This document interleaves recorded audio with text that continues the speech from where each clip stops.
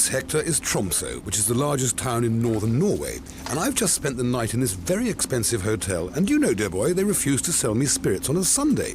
I could drink beer or wine, but not whiskey. They really have strange licensing laws around here, so I'm beating a hasty retreat in this old polar vessel. It's supposed to be summertime here, but the temperature is at 6 degrees Celsius and a biting wind, and I'm seriously in need of a spiritual uplift.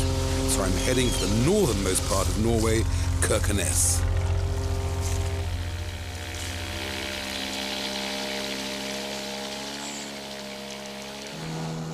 The salmon season is in full swing, and I'm going up the river to get some for myself.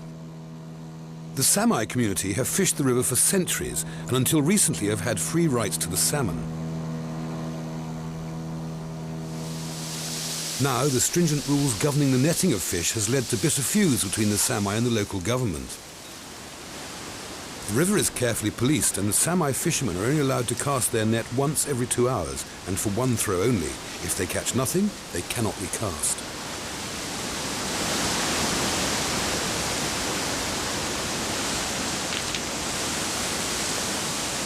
The waterfall is a good hunting ground. The salmon have travelled thousands of miles from the Bering Sea, and the fish rest in the calm pools of water, gathering their strength, ready to leap the final hurdle to the spawning grounds.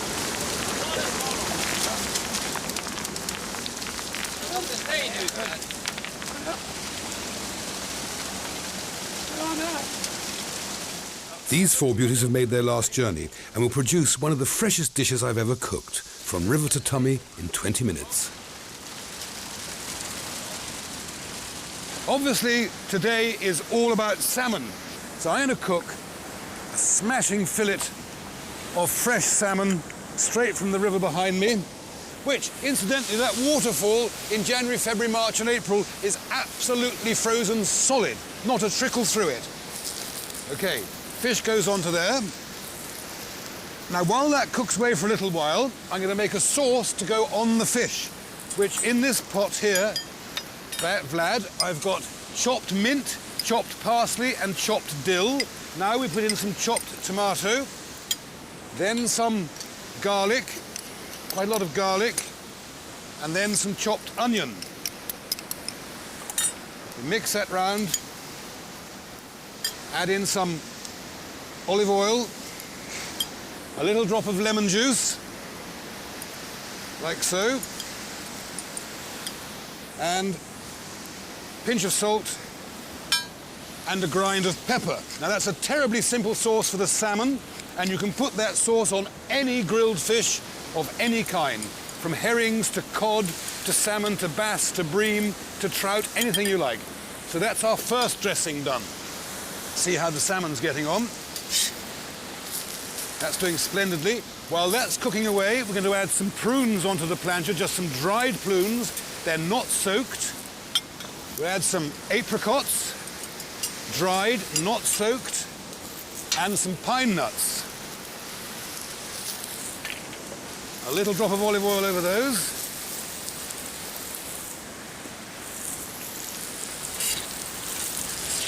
They become nicely toasted. Only takes a second. I've already pre-cooked my rice. So we'll now put all of this into the rice.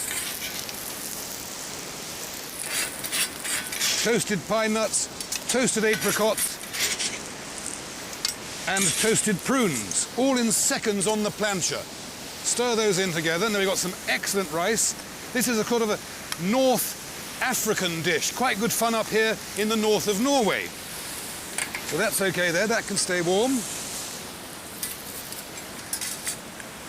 Our fish is virtually cooked. It only takes a few seconds on each side. So we'll place that there like that.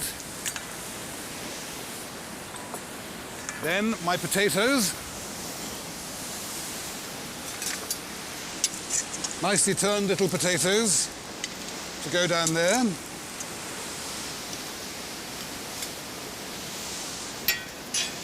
A little bit of rice at the other end. Then a final sauce for our potatoes is mayonnaise, gherkins, and chopped capers mixed together. They go onto the potatoes. so. This excellent sauce goes onto the salmon.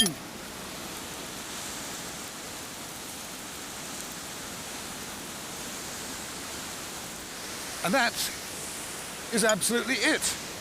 And I think for a quick little snack on the riverbank with a plancha and a gas ring, you can create a gourmet's delight. So I'll drink to that.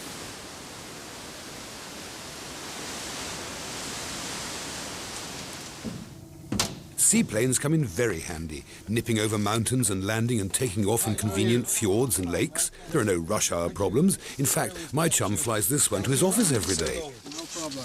Great stuff. But I'm not heading for the office, but to the western coast of Norway, where you find the really spectacular fjords.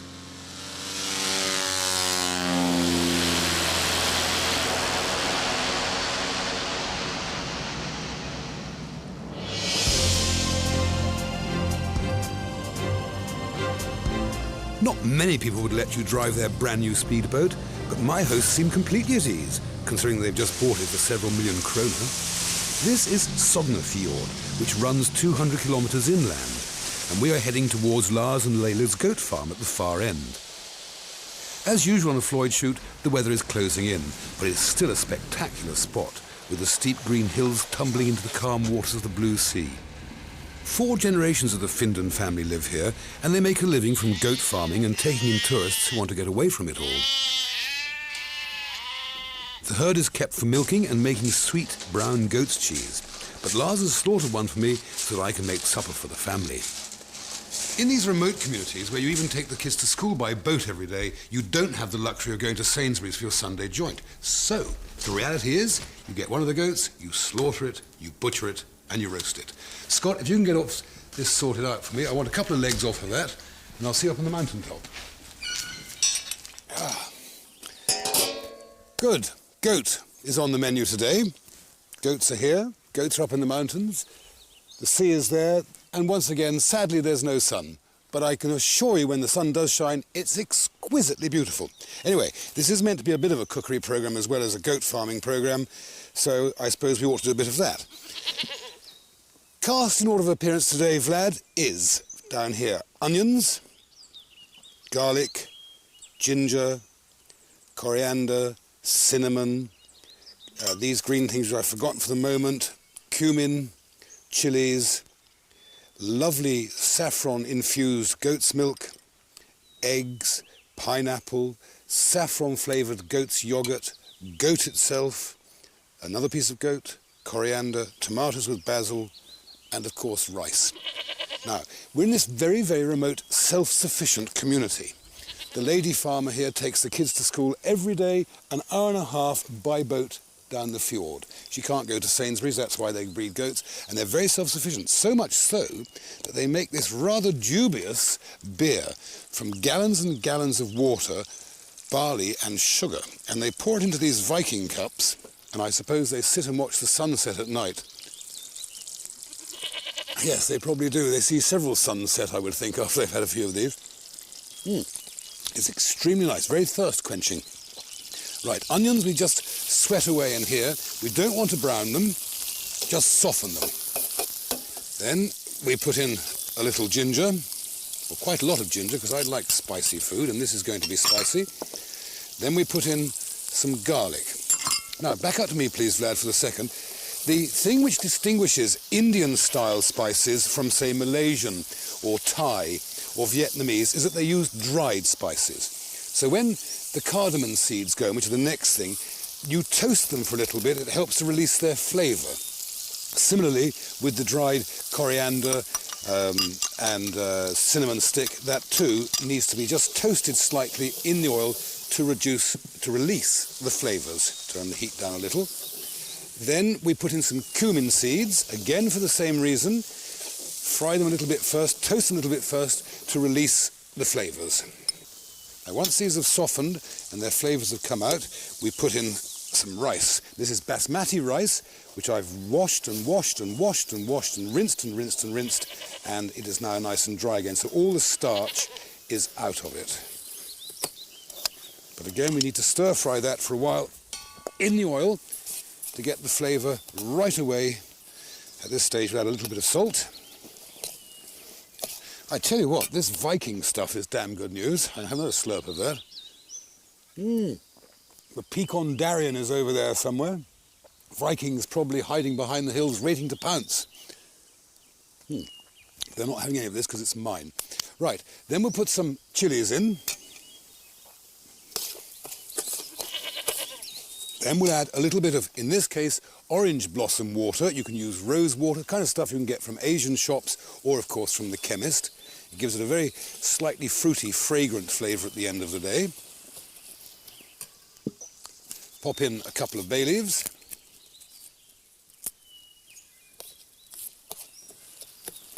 Then I've steeped some saffron in warm goat's milk. This will flavour subtly the rice and also colour it beautifully. We put that in. Then we put in a little bit of cream, like so. Then I've here some hot water or some warm water because it speeds up the cooking process, just water. And then, with my trusty pasteurised, sterilised dustbin lid, we put that on and let that simmer without lifting the lid away again on a low heat for about 15 to 20 minutes until all the wonderful flavours have been absorbed into the rice. The rice is fluffy and light. Now to grill the kebabs, which I've marinated in olive oil and lemon juice, and in between each one I've put a little piece of fat, and in a second or two they will start to sizzle happily away. Yogurt with saffron goes over the kebabs. Just to remind you, to get the saffron to infuse, I boiled just half a cup of milk, steeped the saffron in that, and when the milk was cold with the saffron, then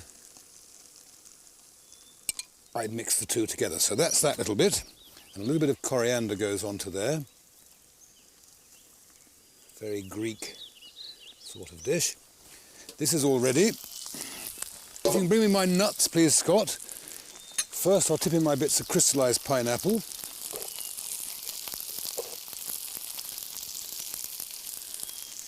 Then my nuts, thanks very much. That'll help. These are just cashew nuts, almonds and currants sautéed in butter, okay? And we tip some of those in and stir them in. Then we finally garnish the dish with some tomato. It's been drenched in olive oil and basil.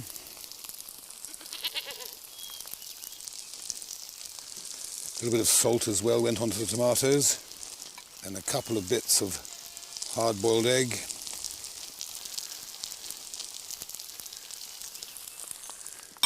Then we finish the whole lot off with a few leaves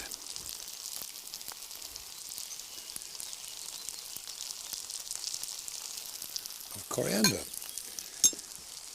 And to serve the dish, of course, a great dollop of that and one of these wonderful kebabs on top. And for me, who's a very happy chap today in this wonderful mountain greenery, another little glass or loving cup of Viking beer. At last the sun appears, revealing the panoramic beauty of the Fjord. Before the First World War, Kaiser Wilhelm II had a serious crush on Norwegian fjords and would take his holidays at this spectacular wooden hotel. He would arrive with a full symphony orchestra, listen to Mozart and walk around the beautiful scenery. Nice work if you can get it. It's a bit like my job. And as they say, on a clear day, you can see for miles. This must be one of the most spectacular areas in the whole of Europe. And of course, because Floyd has come here, the cloud has drifted in, the sun has gone away, and the rain is tipping down. But it doesn't matter, because Norway has other fine things apart from scenery. It has the most spectacularly good fresh cod and superb, what they call Norwegian lobsters, what I call very, very big fat langoustines or Dublin Bay prawns. They have these splendid things. So, I'm going to start. I've also got a very weird machine here, which someone's very kindly lent me. They tell me it roasts, it barbecues, and it smokes. I don't know, I've never used it before, but I'm going to try to bake a very simple dish of cod and leeks and a cream sauce in that. Then I'm going to cook some langoustines, and if all else fails, I'm going to return to my ever-faithful and trusty plancha. So, first of all, some fillets of cod into my baking dish with a load of chopped leeks all around it. This is so simple, but it's such a delicious thing. A load of very thinly sliced potatoes, little bits of leaf spinach, okay, a few more potatoes, a few more leeks, like that, a little bit of salt around the place, a little bit of pepper, a few more leeks, then some bechamel, which is just a little bit of fish stock, milk, flour and butter cooked together, poured over all of that. We've got some wonderful Norwegian cheese to sprinkle over the top of that. And then I feel like one of those magnificent men in their frying machines. We put it into here and pray. Now, believe it or not, that's meant to be hot enough to cook that, but we shall see. That is the machine. Right, we'll pop a few of these in here.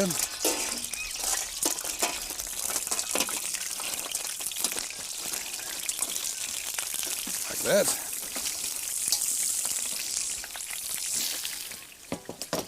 Then we'll add in a few chopped onions.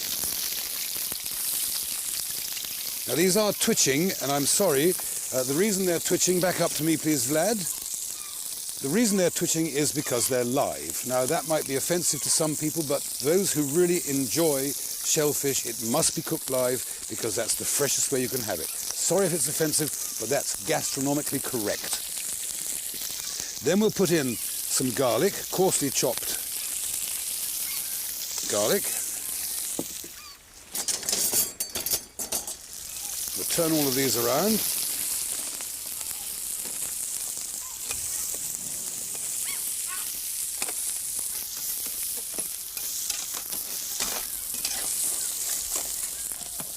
Right, that's quite good now. Then we're going to crunch in some hot little chilies in here. That, to make it a bit spicy. Then, because I like doing this, we're going to flame it in aquavit. Now, in some countries they might use brandy, but here in Norway, aquavit is the business, I can assure you. A little bit of salt at this stage, a little bit of pepper, and then some freshly prepared fresh tomato sauce.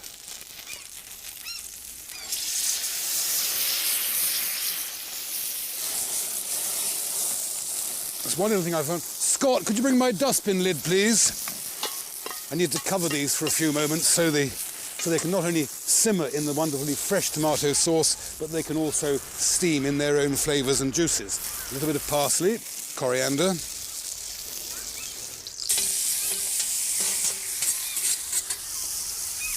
Aubergines, leeks and courgettes lightly grilled with salt and pepper. Tomatoes stuffed with garlic, parsley, olive oil and little pieces of anchovy. Next go on. Just a bit there. My langoustines look delicious and are bubbling nicely. One magnificent fillet of cod. And in here, I have to say, is a completely failed, and I'll show you the failure, because the oven wasn't hot enough, and there's only one place for that, and that's into the bin. However, the langoustine, flamed in aquavit, with garlic, with tomato sauce, with little onions, with coriander and basil are absolutely fantastic, and so is the brilliant Norwegian cod cooked on the plancha with Mediterranean vegetables and root vegetables like leeks, stuffed tomatoes with oyster sauce. I'm jolly proud of that. So I've got 2 out of 3. I'm very happy indeed. Another aeroplane. Destination Oslo, the capital and largest city and seaport of Norway.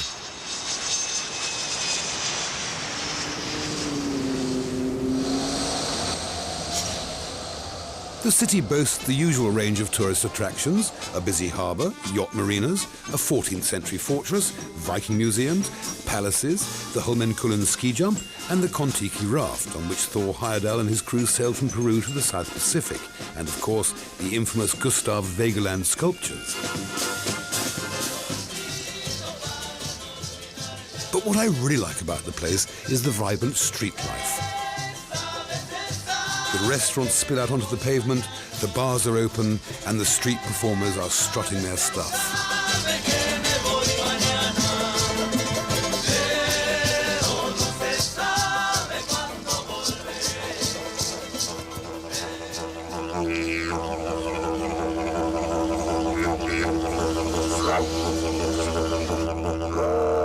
On this hot summer's day with musicians and street entertainers from all over the world, it's hard to believe that you're in Scandinavia and in what we always think of as cold countries. In fact, Scandinavia is a place of such diverse interest and fun, it's quite amazing. Man, for Christ's sake, hurry up, man. I should be really sad to leave it, but I'll be back.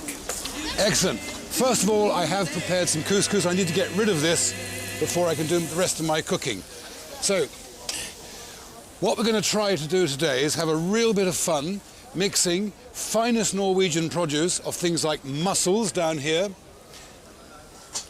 and magnificent scallops up here, straight from the Oslo Fjord or somewhere nearby, I'm sure, with cooking techniques which come from Spain and from Africa and from Thailand, all here in the centre of Oslo city, which I can tell you is a city that never sleeps. If I'm looking hungover this morning, it's because this lot were partying in the streets until 5:30 this morning, which is odd because alcohol stops being served at 1:30, but never mind, I don't understand these things. So, my pot for the moment. And this is not a commercial plug, but a great friend of mine who I met about 3 seconds ago from the Café France or something up the road gave me a splendid bottle of Crémant Français, a slightly sweet sparkling wine, which is the perfect thing to celebrate this wonderful Norwegian summer day. Now, down here I have the ingredients for the Thai part of my meal. Chopped onions, chopped red and green chilies, essence of tamarind, red Thai curry paste, kaffir lime leaves and garlic. And the first thing we'll do is tip in some onions. And we just soften those onions in oil, but not to brown. It's very important they don't brown. Then we add some red and green chilies, very finely chopped. Now these are quite hot, but this is a hot dish, or at least this part of it is a very hot dish. Right, this is looking good now. Onions and chilies. The next thing is we put in some finely crushed garlic. Again, this mustn't brown and it mustn't burn. Then we put in some red Thai curry paste, like so, quite a lot. Then we put in some coconut milk or coconut cream.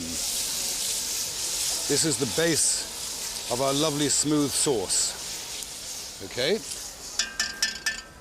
Then we put in some extract of tamarind, which again you can buy in any kind of Asian store. It's a little sweet and sour bit that goes into there. Extract of tamarind. And then some kaffir lime leaves, dried again from the Asian supermarket. That's the fundamental basis of our Thai coconut cream sauce. Good afternoon, how are you? Excellent. To add real authenticity to the whole thing, we put a bit of Asian fish sauce, which, if you like, was the Tabasco or the Leon Perrins of the Roman days. Then we put in some fresh Norwegian mussels, like that. And we let those cook away until the mussels open. For my couscous, I have red peppers, sliced almonds, currants, raisins and crystallized pineapple. Put those on there and let them cook away for a second or two. Second phase of the whole thing is to prepare the scallops. A little tiny drop of oil over them. And we'll pop these onto the plancha.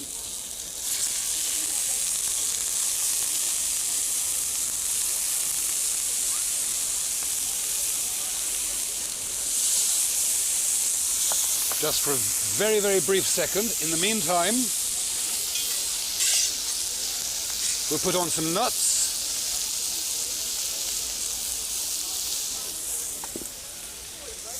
A few raisins.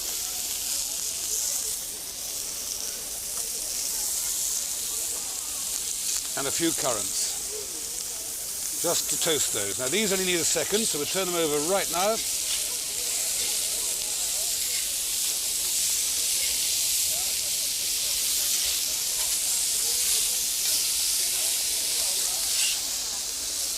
As you see, very quickly, the currants, the raisins, and the almonds start to toast. And so now we begin to mix them with the peppers.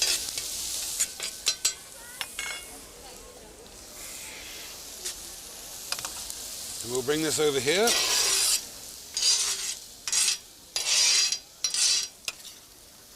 Mix that all into the couscous.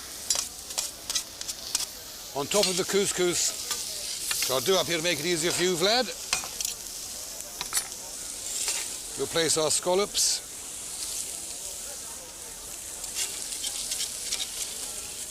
We'll also add some mussels.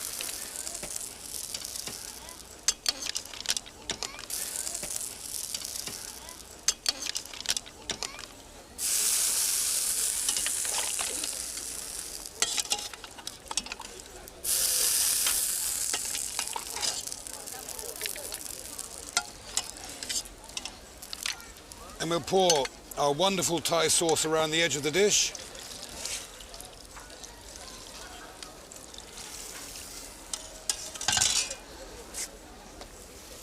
And then the ideal herbs for such dishes are things like basil and, of course, coriander. Full fat loving close-up of that. That is Norwegian produce, cooked internationally in Oslo by me, not at all hungover from a dreadful night out last night. Those are scallops. Scallops and couscous and Thai sauce.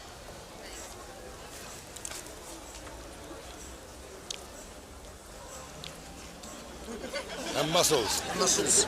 Lovely. Good man. Best chef in the world. Your check's in the post. In South Australia I was born. Heave away, haul away. South Australia, round Cape Horn. And we're bound for South Australia. Haul away, you rolling king. Heave away, haul away. Haul away, and you hear me sing. And we're bound for South Australia. Well, I skipped her up and I skipped her down. Heave away.